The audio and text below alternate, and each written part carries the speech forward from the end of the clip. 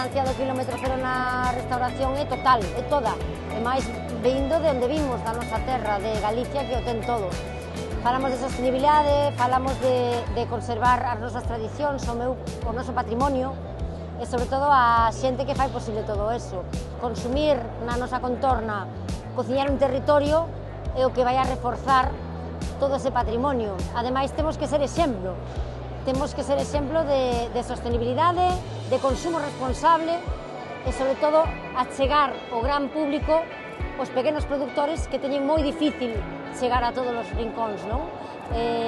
Temos que fuxir das grandes producións e traballar coa nosa esencia, sexa cociñando nun plato, sexa na artesanía, nos produtores. Eu penso que ten que ter toda unha coherencia, todo ten que ir da man, e debemos ser abanderados da nosa terra, dos nosos produtores e das nosas productoras.